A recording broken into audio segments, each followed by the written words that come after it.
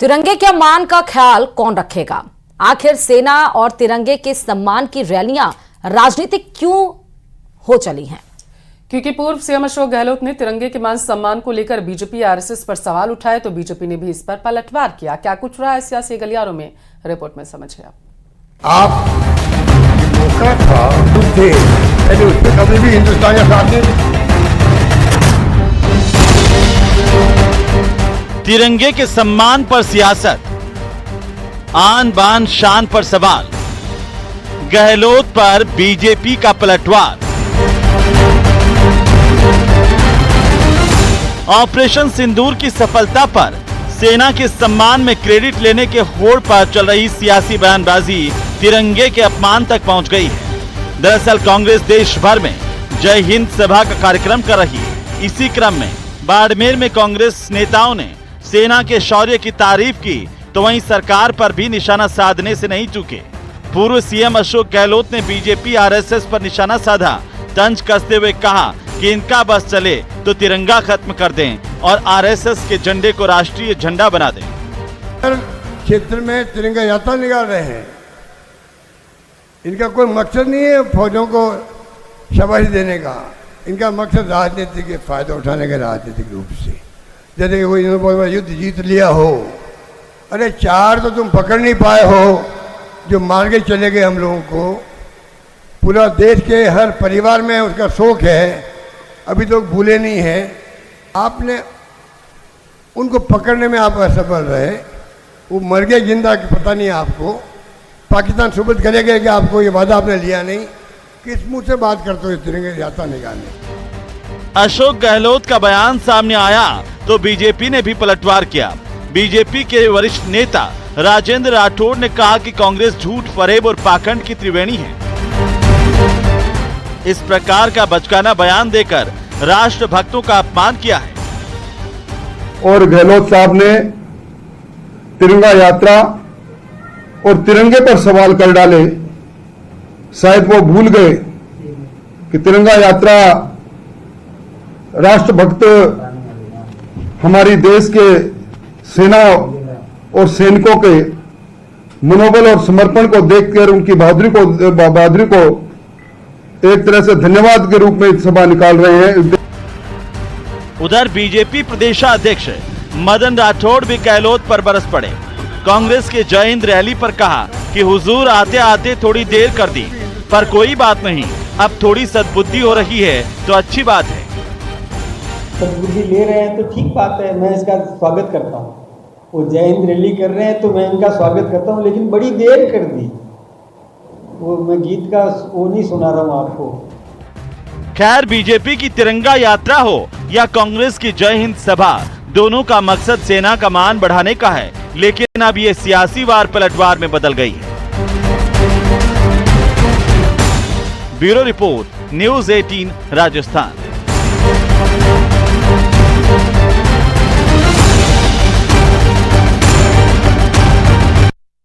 राजस्थान में गर्मी का प्रकोप लगातार जारी है। नौतपा का आज तीसरा दिन है। बाड़मेर में सबसे ज्यादा 45.2 डिग्री सेल्सियस तापमान दर्ज किया गया है। वहीं राज्य के अधिकांश हिस्सों में तापमान सामान्य से अधिक रहा है और मौसम शुष्क बना हुआ है। देखिए, अगले 48 घंटों में ज्यादातर तापमान जो है बढ़ते हुए देखा गया। 2 से 3 डिग्री की बढ़ोतरी दर्ज की गई है। पश्चिमी राजस्थान के सीमावर्ती क्षेत्रों की बात करें तो तापमान 44 से 46 डिग्री सेल्सियस तक पहुंचने की संभावना मौसम विभाग की तरफ से जताई गई। 27 से 29 मई के बीच में जोधपुर, बीकानेर, कोटा, उदयपुर, जयपुर संभाग के कुछ हिस्सों में धूल भरी आंधी भी चलेगी। हल्की से मध्यम बारिश भी हो सकती है, ऐसी संभावना मौसम विभाग की तरफ से जताई जा रही है। नौतपा का आज तीसरा दिन है और लोगों को सतर्क रहने की सलाह भी यहाँ पर दी गई है।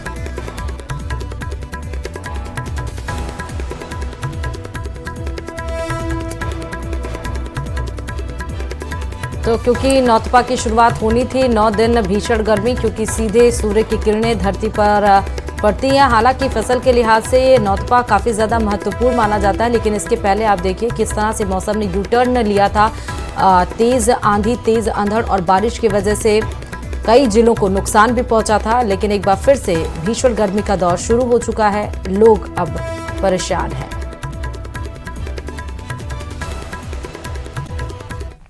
सेंट्रल जेल से अय्याशी के खेल का काला सच सामने आया तो जयपुर पुलिस महकमे में हड़कंप मच चुका है। जहां जेल कर्मी और डॉक्टर्स की मिली भगत से कैदी फर्जी तरीके से जेल से बाहर निकलते थे, लेकिन जब पुलिस को भनक लगी तो 4 कैदियों सहित 5 पुलिस वालों समेत 13 लोगों को गिरफ्तार किया गया। और अब मामले में बताया जा रहा है जांच भी हो रही है, जांच का दायरा बढ़ा दिया गया है। कहां तक पहुंचा जांच का दायरा, रिपोर्ट में समझाएंगे आपको।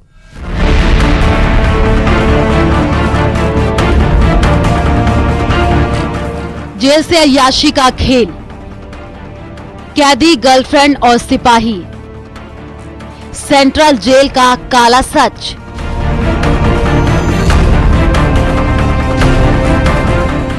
जयपुर की सेंट्रल जेल में इलाज के बहाने 4 कैदियों को मौज मस्ती कराने का मामला सामने आया है। जब पुलिस और कैदियों की अय्याशी के गठजोड़ की भनक जयपुर पुलिस कमिश्नरेट के अधिकारियों को लगी तो आनन फानन में गठित स्पेशल टीमों की मदद से चारों कैदियों को एयरपोर्ट और जालूपुरा इलाके में होटलों से उनकी गर्लफ्रेंड के साथ धर दबोचा गया। पूछताछ में 5 पुलिसकर्मियों की मिलीभगत सामने आई है। इसके बाद लालकोठी थाना पुलिस ने केस दर्ज कर 5 चालानी गार्ड पुलिसकर्मियों और 4 बंदियों सहित 13 आरोपियों को गिरफ्तार कर लिया। जेल के अंदर 5 बंदी थे जो अपना इलाज करवाने के लिए वहां से गार्ड कटवा के एसएमएस में अपने इलाज के लिए आए थे और उनकी प्लानिंग पहले से ही ये हो चुकी थी कि हमें एसएमएस में तो केवल दिखावे के लिए जाना है और हमें बाहर होटल में रुकना है जहां उनके परिजन भी आएंगे और वहां से उनका आगे भी भागने का प्लान था। लेकिन पहले ही हमें सूचना मिल गई इस चीज की कि इस तरीके से इन कैदियों का प्लान है, ये बाहर भी भाग सकते हैं। तो हमने त्वरित रूप से उच्च अधिकारियों के निर्देशानुसार सर्च करवाया, हॉस्पिटल में नहीं मिले और उसके बाद में जो कैदी है 2 कैदी उनमें से हमें एयरपोर्ट थाना क्षेत्र के अंदर किसी होटल के अंदर मिले। दरअसल ये वारदात 24 मई को हुई जब जयपुर में सेंट्रल जेल में एसएमएस में इलाज के बहाने फर्जी तरीके से रेफर पर्ची बनाकर 4 कैदी भाग निकले थे। इन भागने वाले कैदियों में हत्या के मामले में बंद रफीक, दुष्कर्म के मामले में बंद भंवर यादव, धोखाधड़ी के मामले में बंद अंकित बंसल और करण गुप्ता शामिल हैं। जबकि इनकी मदद करने वाले पुलिस वालों में head constable Suresh Kumar, constable Manoj Kumar, Dinesh Kumar, Amit Kumar और विकास को भी पूछताछ के बाद गिरफ्तार कर लिया गया, जिन्हें डीसीपी हेडक्वार्टर देवेंद्र बिश्नोई ने सस्पेंड कर दिया। कुछ कैदियों का तो उनकी वाइफ आई थी और एक कैदी के साथ में उनकी जो महिला मित्र वो बाकी जो परिजन जो पकड़ में आए उनका क्या भूमिका थी, क्या उन्होंने पहले से साजिश रची थी इसकी? पहले से उनके फोन के ऊपर इस संदर्भ में बातचीत हो गई थी कि इस तरीके से हम आएंगे, यहाँ इन होटल्स में आएंगे। फिर आगे का जो उनका प्लान था वो आगे इस तरीके से यहाँ से भागने का था, क्योंकि उनमें से 2 कैदी तो ऐसे थे जिनको आजीवन कारावास की सजा हो रखी है ऑलरेडी, तो उनको तो इससे अच्छा मौका नहीं मिलता। प्राथमिक जांच में सामने आया कि जेल में बंद आनंद नाम के कैदी ने जेल के कई प्रहरी और अन्य कार्मिकों से दोस्ती कर रखी, जो पैसे देकर जेल कर्मियों की मदद से वहां काम करने वाले डॉक्टर से कैदी के नाम की रेफर पर्ची बनवा लेता था। इसके बाद जवान पुलिस लाइन के ड्यूटी अफसर को कहकर उस दिन चालानी गार्ड में खुद को ड्यूटी लगवा लेते थे। फिर कैदियों की अय्याशी का खेल शुरू होता था। फिलहाल मामले में पुलिस कर्मियों के अलावा अन्य कैदी, बाहरी लोग, जेल के अधिकारी, कर्मचारी और डॉक्टरों की संलिप्तता मिलने के बाद जाँच अधिकारी की मदद के लिए अतिरिक्त टीमें लगाई गयी है। जयपुर से न्यूज 18 के लिए विष्णु शर्मा की रिपोर्ट। एसआई भर्ती 2021 रद्द होगी या नहीं, इस पर राज्य सरकार अब तक कोई अंतिम फैसला नहीं ले पाई है। और इस मामले में हाईकोर्ट में सुनवाई हुई तो एक और नई तारीख मिल चुकी है, समझिए आप रिपोर्ट में।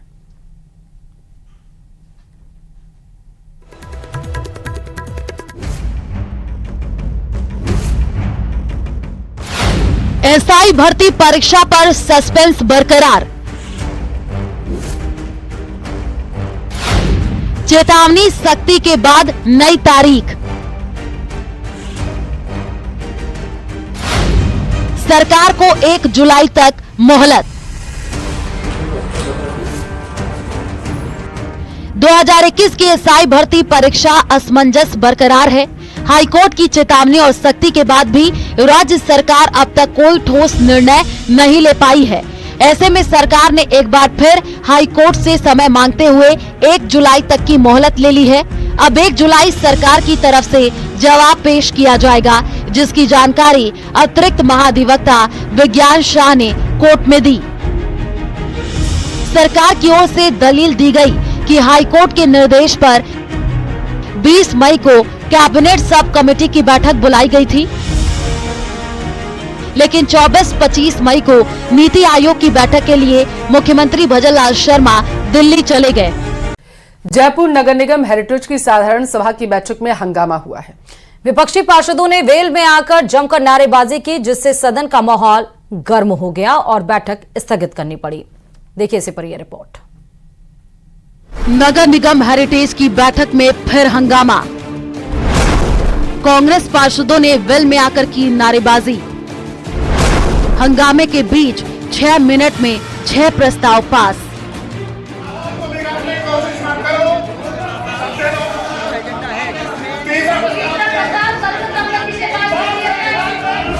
जयपुर नगर निगम हेरिटेज की साधारण सभा की बैठक में उस वक्त हंगामा हो गया जब मेयर कुसुम यादव के सामने आगामी विकास कार्यों और कामकाज को लेकर प्रस्ताव रखे जाने लग गए।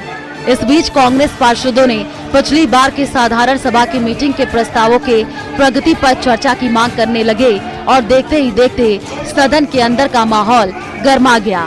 कांग्रेस पार्षद वेल में आकर नारेबाजी करने लगे और जमीन पर ही बैठ गए।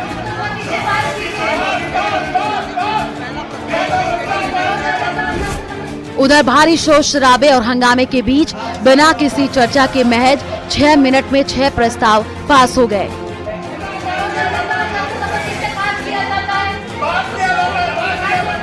साधारण सभा की बैठक में 6 प्रस्ताव पास। 1 स्टेट 1 इलेक्शन के समर्थन में प्रस्ताव पास। मुख्यमंत्री बजट घोषणा 2023-24 के अंतर्गत 15 करोड़ की वित्तीय स्वीकृति। 14 जूनियर स्वाइपिंग स्टाफ को सीनियर पद पर प्रोन्नति। कर्मचारियों के नियमितीकरण और वेतनमान पर फैसला। 2 करोड़ से अधिक के कार्यों के लिए पूर्व प्रशासनिक एवं वित्तीय स्वीकृति। विज्ञापन उपविधि 2004 में संशोधन को मंजूरी मिली है। उधर हंगामा के बीच सिविल लाइन विधायक गोपाल शर्मा, हवा महल विधायक बाल मुकुंदाचार्य और जयपुर सांसद मंजू शर्मा भी हेरिटेज निगम पहुंच गई। फिलहाल 6 प्रस्ताव पारित हो गए हैं और सदन की कार्यवाही स्थगित कर दी गई। न्यूज़ 18 के लिए जयपुर से अरबाज अहमद की रिपोर्ट। अक्सर अपने विवादित बयानों को लेकर चर्चा में रहने वाले पूर्व मंत्री राजेंद्र गुढ़ा ने एक बार फिर से जिला प्रशासन पर निशाना साधा। उन्होंने एक बार फिर विवादित बयान दिया और इस बार उन्होंने झुंझुनू के राजकीय भगवान दास खेतान अस्पताल में चल रहे धरने के दौरान बोलते हुए जिला कलेक्टर और पुलिस अधीक्षक पर आरोप लगाए हैं। क्या कुछ कहा है, सीधे सुनाते हैं आपको।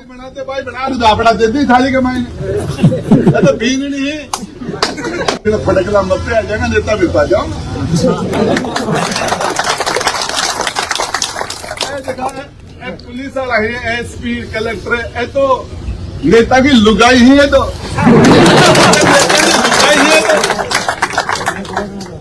फलानी बनाते भाई बना दापड़ा देती थाली के मायने तो बीन नहीं है। फटकला मत पे आ जाएगा, नेता भी पा जाओ।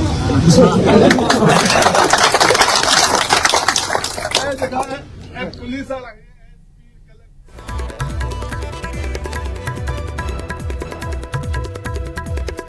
तो लाल डायरी से मशहूर हुए और उसके बाद पार्टी ने बर्खास्त किया राजेंद्र गुढ़ा और उसके बाद से आप देखिए अधिकतर अपने बयानबाजियों के लिए सुर्खियों में बने रहते हैं। एक बार फिर उन्होंने जो प्रशासनिक अधिकारी है उनको सीधे तौर पर यह कहा कि जैसे नेता कहते हैं वैसा ही वो करते हैं।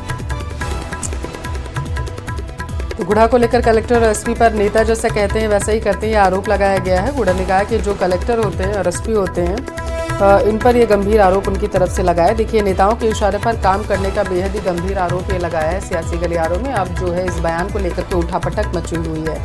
तस्वीरों में आप देख सकते हैं किसी सभा में वो मौजूद थे और इसी दौरान बताया गया कि उनके जरिए ये बयान दिया गया। हालांकि ये बयान सियासी गलियारों में चर्चा का विषय बना हुआ है और इस पर तरह तरह की टिप्पणियां भी देखने को मिल रही हैं। देखना ये होगा कि आगामी दिनों में इस पर क्या कुछ एक्शन लिया जाता है और किस तरीके की प्रतिक्रियाएं निकलकर सामने आती है। फिलहाल आपको बता दें इस बार उन्होंने बेहद ही गंभीर बयान दिया और आरोप लगाया है।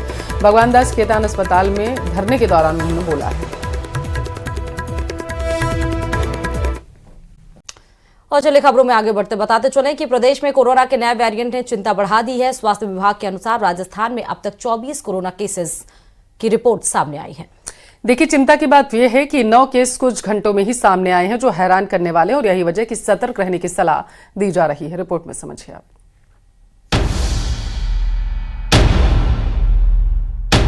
प्रदेश में एक ही दिन में कोविड के नए वेरिएंट के मरीजों की 1.5 गुना हुई तादाद ने आम जन और डॉक्टरों की नींद उड़ा दी है। रविवार को कोविड के 15 केस आए थे और उसके बाद सोमवार को अचानक तादाद बढ़कर 1.5 गुना तक हो गई।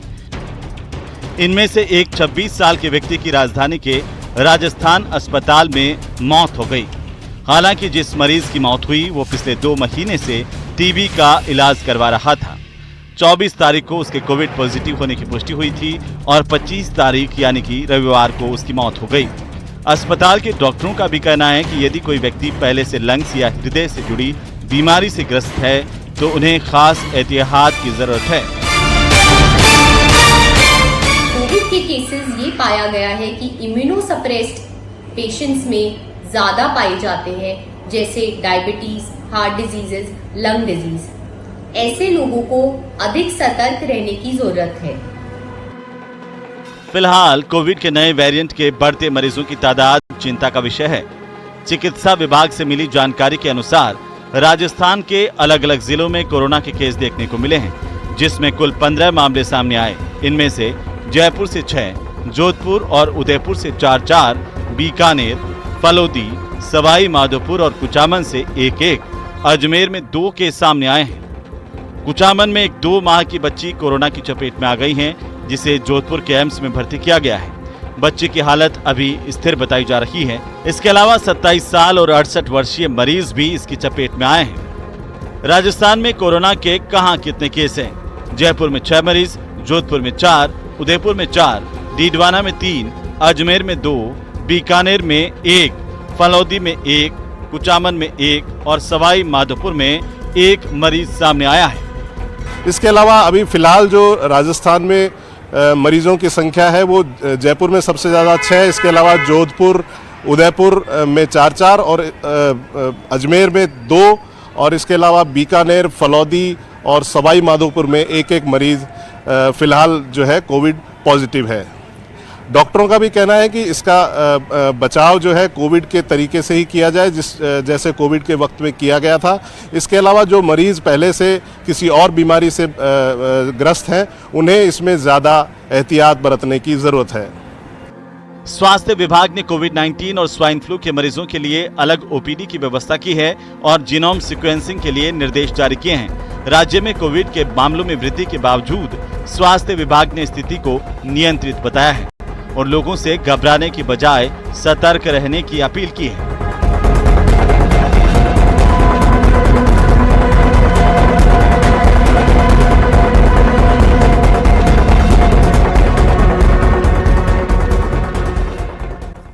देखिए, देश में कोरोना के जो मामले हैं वो लगातार बढ़ते जा रहे हैं और आंकड़ा जो है 1000 के पार पहुंच गया। केरल की बात करें तो सबसे ज्यादा यहां पर 430 और महाराष्ट्र में 209 केस सामने आ चुके हैं। वहीं देश में 1000 के पार पहुंचे कोरोना के नए केसेस। राजस्थान की बात कर लेते हैं तो 24 कोरोना के केस सामने आए हैं।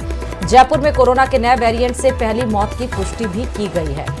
तो लगातार बीते आप देखिए कुछ दिनों से लगातार कोरोना के केसेस बढ़ते जा रहे हैं। देश में 1000 के पार पहुंच चुका है कोरोना केसेस और अगर हम राजस्थान की बात कर लें तो 24 कोरोना के केस आए हैं। जयपुर में कोरोना के नए वेरिएंट से पहली मौत की पुष्टि भी हुई है।